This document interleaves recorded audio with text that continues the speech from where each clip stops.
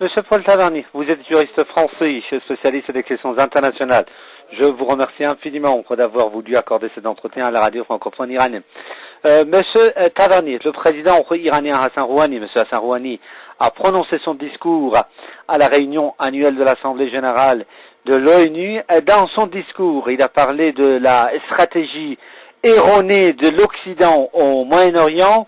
Il a surtout fait allusion comme exemple de cette stratégie erronée aux agressions militaires contre l'Afghanistan et l'Irak, et également les ingérences en Syrie.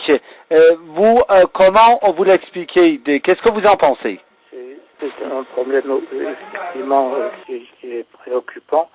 Les relations internationales actuelles sont extrêmement complexes et il y a de nombreux conflits en cours que vous avez mentionnés, donc l'Afghanistan, la Syrie, et la politique des États au Moyen-Orient est souvent ambiguë, étant donné l'imbrication des intérêts qui sont des intérêts politiques mais aussi économiques et des ambitions politiques des différents États de la région, mais aussi des États extérieurs à la région. Donc, on peut comprendre que les conflits que vous avez mentionnés donnent lieu à des prises de position qui ne sont guère satisfaisantes au regard du droit international.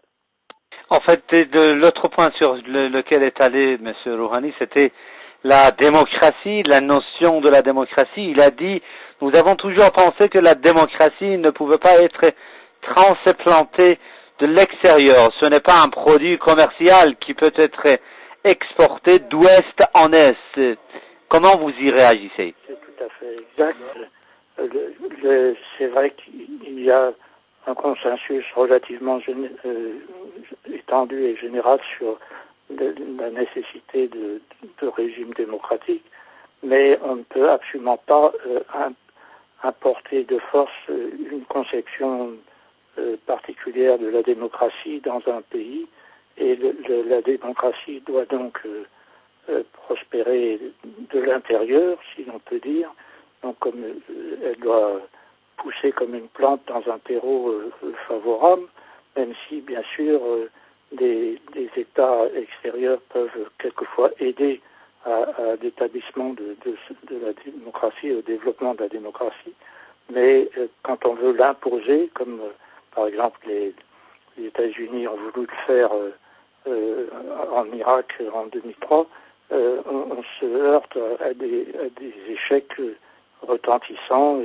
La même chose s'était produite aussi en Afghanistan, et il faut vraiment que la démocratie se développe dans un contexte national pour pouvoir réussir. Et l'exemple, M. Tavernier, en est également l'échec de ce plan de la démocratisation du Moyen-Orient qui avait été proposé, initié par les Américains, surtout sous la présidence Bush. À l'époque également, il y avait ceux qui avaient mis en garde contre ce plan, en disant qu'on ne peut pas en fait imposer un exemple, un modèle unique de la démocratie à un ensemble des pays. Oui, tout à fait.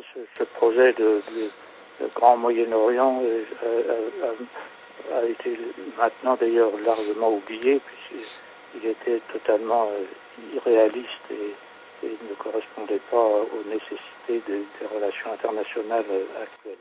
Et une dernière question, M. Rouhani a fait allusion à ces sanctions imposées à l'Iran. Il a dit, quand les généraux font irruption dans une région, ne vous attendez pas à ce que les diplomates les accueillent chaleureusement. Quand la guerre commence et la diplomatie se termine, quand des sanctions sont imposées, la haine pour ceux qui les prennent se développe. Oui, absolument. Les sanctions sont une technique qu'il faut manier avec beaucoup de précautions, parce que des populations des États en souffrent énormément, et pas seulement les dirigeants. Donc le cas de l'Iran est tout à fait clair à cet égard, et il faut souhaiter que la communauté internationale, donc l'Iran et les États, parviennent à une solution qui aboutisse à l'allègement et à la disparition à terme de ces sanctions qui pèsent lourdement sur ce pays.